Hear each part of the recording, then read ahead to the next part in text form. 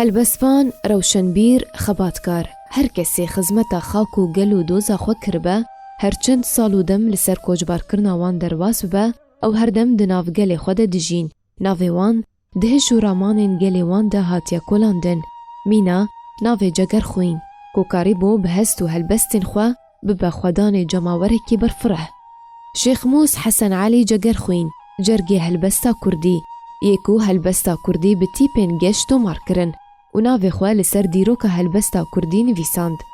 جگرخوین ده سال 1903 ده لگونده حساره لباجار میردینه لباکور کردستان اجدایک بو.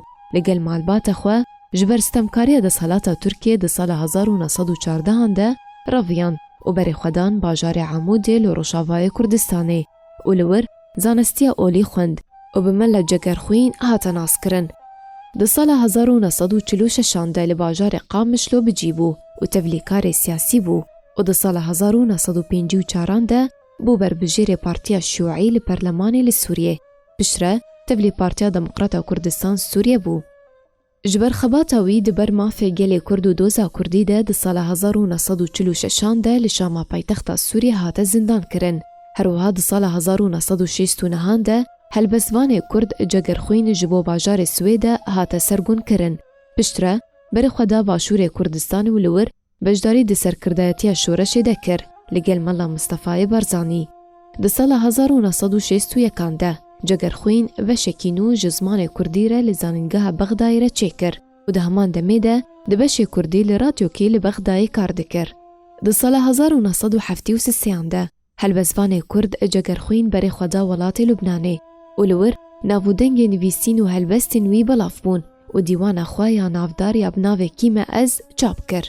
ده سال 1976 ده بر خدا ولات سویده گوتمنی وی ببو 75 سال کاری بو هجمارک هلبستین کردی چاپ و بلاف بکه. جگرخوین جو سال 1921 و دست بنویساندن هلبستین کردیین کلاسیک بزارا و کرمانجی کر هلبستین وی در روزنامه هوار ده دهاتن بلاف کرن.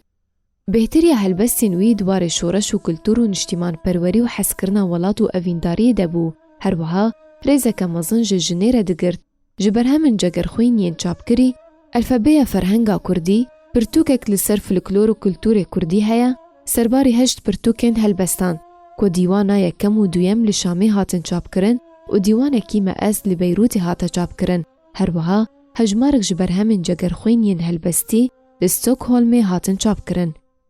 دوار روشنبیری ده جی چند پرتوک بلاف کرن. مینا دستور زمان کردی هر وها فرهنگا کردی بشه یکم و دویم و پرتوکک دربار دیروکا کردستان بناوی تاریخا کردستانی. ده 22 جوت مهیده ده سال 1984 ده لستوکهولمی چاوی خواه گرتن و نماوه کرن. هلبسوان کرد جگرخوین جیان خواه جدستا.